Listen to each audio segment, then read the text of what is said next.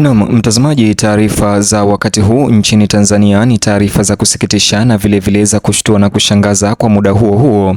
Padri Kitima sasa atuhumiwa na kuchafuliwa, atuhumiwa kuzaa na mwanamke huyu na kuficha mimba na mtoto. Hii inaibuka siku chache au wiki chache tu baada ya mashambulizi yake kwa serikali. Ripoti na tuhuma zinasema kwamba Padri Kitima, kulingana na fadha ama yeye kama fadha au padri, haruhusiwi kuzaa mtoto kulingana na imani yao ya kidini, lakini sasa inasemekana kwamba Padri Kitima ameweza kuvunja imani hiyo na sheria ya kidini na sasa amezaa mtoto na mwanamke huyu na kuficha mtoto huyo. Lakini swali ni je, ripoti hizi ni za kweli? Padri Kitima sasa ajibu shutuma hizo za aibu, asema haya kujibu kwa haraka tuhuma hizo za kumchafua. Bonyeza alama like kisha bonyeza neno subscribe na alama kengele chini ya video hii kabla nikuonyeshe na nikutaarifu ripoti hizi kwa kina na kwa undani zaidi. Mtazamaji, ripoti ambazo zinaenea sasa hivi Tanzania ni madai mazito ambayo yameibuka yanayomhusisha Padri Kitima na kuibua wimbi la mabishano na mijadala mikali ya wananchi kote Tanzania. Madai yanayosambaa kwenye mitandao ya kijamii usiku wa leo yanamshutumu kwa kuzaa mtoto na mwanamke na kujaribu kuficha ujauzito na mtoto. Shutuma hizi zimeenea kwa haraka zikivuta hisia kali kutoka kwa jumuiya za kidini Tanzania, mashirika ya kiraia na umma kwa ujumla. Watu wengi wameshangaa kwa sababu Padri Kitima amejulikana kwa muda mrefu kwa msimamo wake wa wazi wa maadili na nafasi yake katika utetezi wa kijamii Tanzania. Hali hii ya hivi punde imezua hali ya wasiwasi na mshtuko, huku wafuasi na wakosoaji wakieleza misimamo mikali na inayopingana.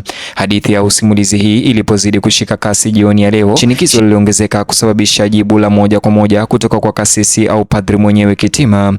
Katika kujibu uvumi huo uliokuwa ukiongezeka, Padri Daktari Kitima alitoa taarifa za maandishi kupitia mtandao kushughulikia moja kwa moja madai hayo ya shutuma ya kumchafua.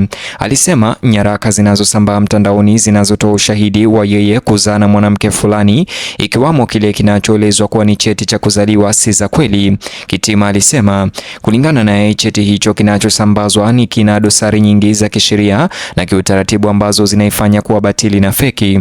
Alisitiza kuwa nyenzo hizo zimetungwa kimakusudi ili kupotosha umma na kuharibu sifa yake na kumchafulia jina.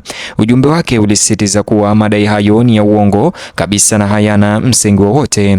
Hata hivyo, aidha alieleza kuwa nia ya kughushi ni kumharibia sifa na kumchafulia jina binafsi na taasisi anayoiwakilisha. Padri Kitima alionyesha wasiwasi wake juu ya jinsi habari ambazo hazijathibitishwa zinaweza kuenea kwa haraka kupitia mitandao ya kijamii. Mtazamaji, ni kukumbusha kuwa hili linatokea wiki chache tu baada ya waumini ambao walikuwa wakiandamana dhidi yake na kusema ya kwamba Padri Kitima anafaa kujiuzulu ama kuondoka katika nafasi yake ya upadri kwa sababu ya kuingilia mambo ya kisiasa. Vile vile hili liliweza kushutumiwa na wakosoaji wa upinzani wakisema ya kwamba hii ni mbinu za CCM za kuweza kumharibia kazi Padri Kitima, lakini baadaye Padri Kitima pia aliweza kujibu. Mtazamaji, sasa hivi leo Padri Kitima amebainisha kuwa madai hayo ya yeye kuzaa na mwanamke ni uongo, yalionekana kwanza kwenye mtandao wa kijamii wa Twitter ama X kabla ya kusambazwa sana kwenye mitandao ya kijamii. Hata hivyo, ndani ya muda mfupi leo hadithi hiyo ilikuwa imewafikia maelfu ya watu Tanzania na nje ya nchi, ambao wengi wao walikubali kuwa kweli bila kuthibitishwa. Alielezea huu kama mwelekeo hatari ambao unatishia heshima ya mtu binafsi na maelewano ya kijamii, hasa kidini. Kasisi huyo ama padri huyo alihimiza umma kusitisha na kuhoji uhalisi wa maudhui ya mtandaoni kabla ya kuyashiriki. Alisisitiza kwa majukwaa ya kidijitali hayafai kuwa zana za mauaji ya wahusika au kuweza kusambaza taarifa potofu. Kwa mujibu wa taarifa yake padri, nyaraka hizo za kughushi zinaonyesha tofauti za wazi ambazo zitakuwepo kwenye rekodi halali za kisheria. Alieleza kuwa uimbizaji, saini na maelezo usajili hayafiki viwango vinavyotambulika. Kasoro hizi, alisema, ni thibitisho kwamba na kweli nyenzo hizo iliundwa kwa nia mbaya badala ya kutolewa kutoka kwa nyanzo ama chanzo chochote rasmi. Alishikilia kuwa hakuna mamlaka halali iliyowahi kuwasilisha kwake malalamiko ya aina inayodaiwa. Timu yake wanasheria pia inaripotiwa kukagua swala hilo ili kujiandaa kwa hatua zaidi. Hatua hii inaashiria kwamba amedhamiria kulinda jina lake kupitia njia rasmi. Kasisi huyo pia alisema kuwa shutuma hizo zinalenga kudhoofisha uaminifu wake wakati ambapo amekuwa akizungumzia masuala ya kijamii na kisiasa na kimaadili nchini.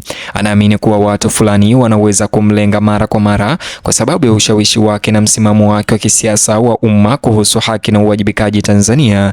Kwa kueneza madai ya uongo, anasema wakosoaji wake wanatumai kumnyamazisha na kudhoofisha taasisi anazohudumu kidini. Alisisitiza kuwa mashambulizi hayo hayamdhuru yeye binafsi pekee, bali pia yanaathiri imani ambayo watu wanaiweka kwa uongozi wake wa kidini. Kwa hiyo hali hiyo imechukua umuhimu mkubwa zaidi ya mtu mmoja. Waangalizi wengi sasa wanaona kesi hiyo kama kipimo cha jinsi jamii inavyoshughulikia habari potofu Tanzania. Wafuasi wa Padri Kitima wamejitokeza kumuunga mkono, wakitaka kuwepo kwa haki na utulivu huku uchunguzi ukiendelea. Wanasema kuwa madai pekee hayafai kuchukuliwa kama udhibitisho wa makosa. Viongozi kadhaa pia wa jamii wamewataka wananchi kusubiri ukweli uliothibitishwa badala ya kutegemea uvumi. Pia walionyesha wasiwasi kwamba sifa zinaweza kuharibiwa mara moja kupitia madai ambayo hayajathibitishwa. Hili wanasema inaangazia hitaji la dharura la tabia ya kidijitali inayowajibika.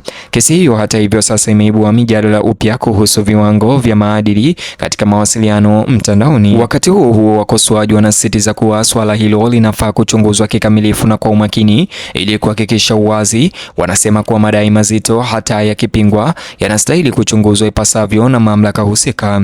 Kwa uchunguzi huru ungesaidia kurejesha imani ya umma na kudhibitisha ukweli. Baadhi wametoa wito kwa vyombo vya sheria kuchunguza chanzo cha hati hizo na kubaini iwapo sheria za kughushi zilikiukwa. Hii imeweka shinikizo la ziada kwa taasisi kujibu kwa udhabiti. Kwa hivyo hitaji la uwajibikaji limetoka pande nyingi za mjadala. Padri Kitima sasa amekariri kuwa hana cha kuficha na anakaribisha uchunguzi wowote halali. Alisema bado anajitolea kwa majukumu yake ya kiroho na kidini na kijamii licha ya dhiki iliyosababishwa na shutuma hizo.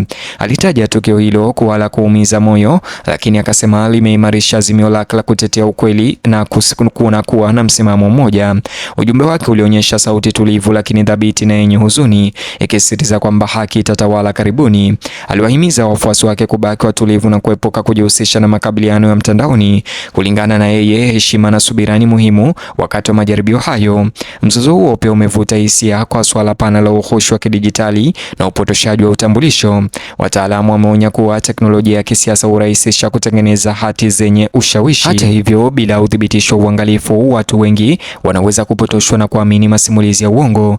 Kesi hii, wanasema, ni ukumbusho wa hitaji la ujuzi thabiti wa kidijitali miongoni mwa umma. Pia inasisitiza umuhimu wa mbinu za kisheria kushughulikia makosa yanayohusiana na mitandao. Kwa hivyo tukio hilo la leo limekuwa rejea katika mijadala kuhusu maadili ya mtandaoni. Taasisi za kidini zimeelezea wasiwasi wake juu ya athari za kashfa hiyo kwa imani ya umma, hasa kwa mtu maarufu kama Padri Kitima. Viongozi wanahofu kwamba madai ya mara kwa mara dhidi ya makasisi, yawe ya kweli au ya uongo, yanaweza kudhoofisha imani katika mwongozo wa kiadili. Wametoa wito wa kuripoti kwa usawa na mazungumzo ya heshima. Baadhi wamewataka waumini kuepuka hukumu hadi ushahidi wa wazi utakapotolewa. Wanaamini kwamba njia hii itasaidia kudumisha umoja ndani ya makutaniko. Hali hiyo imesababisha kutafakari kwa uhusiano kati ya imani, vyombo vya habari na uwajibikaji. Wakati mjadala huo ukiendelea, Watanzania wengi wanafuatilia kwa karibu matukio yanayohusu kadhia hiyo. Mitandao ya kijamii inasalia hai ikiwa na maoni, uchambuzi na uvumi. Vilevile, watumiaji wengine wanadai haki ya haraka, wakati wengine wanataka huruma na tahadhari. Mitikio iliyochangiwa hufichua jinsi hadithi hiyo ilivyogusa umma kwa kina. Limekuwa zaidi ya suala la kibinafsi linalobadilika na kuwa mazungumzo ya kitaifa kuhusu ukweli na uwajibikaji. Kila sasisho jipya huvutia umakini mpya. Mtazamaji, nijuze maoni yako upande wa comment section. Je, unadhani Padri Kitima ni kweli ameweza kuvunja amri ya kidini na yeye kama father kuweza kuzaa mtoto na mwanamke na kuweza kumficha, au je unadhani ni kweli ni tuhuma tu na ni shutuma za kumchafulia jina Padri Kitima? Na kuachia uwanja huu wa comment section unijuze maoni yako. Vile like video hii kisha subscribe na ubonyeze kiboksi hicho kwenye screen yako kwa taarifa zaidi.